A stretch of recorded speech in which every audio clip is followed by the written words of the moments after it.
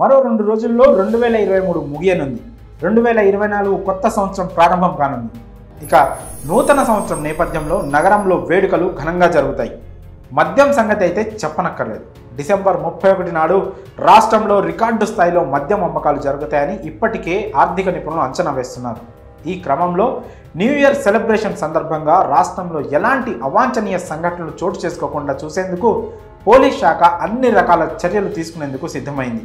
పబ్బులు, క్లబ్బులకు సూచనలు జారీ చేశారు. డ్రగ్స్ వినియోగంపై కూడా ఈసారి ఉక్కుపాదం మోపనున్నారు. అలాగే డిసెంబర్ 31 నాడు మందుబాబులకు భారీ షాక్ ఇచ్చేందుకు రెడీ అవుతున్నారు పోలీసులు.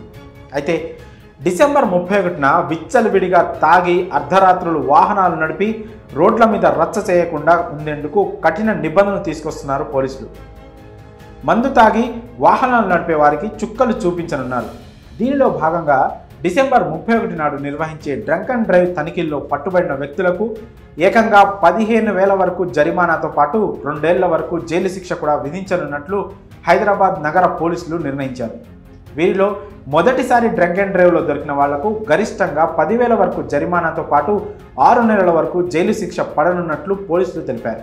ఇక రెండోసారి లేదా అంతకంటే ఎక్కువ సార్లు పట్టుబడిన వారికి మాత్రం 15,000 ఫైన్తో పాటు 2 సంవత్సరాల జైలు శిక్ష విధించే అవకాశం ఉందని తెలిపారు.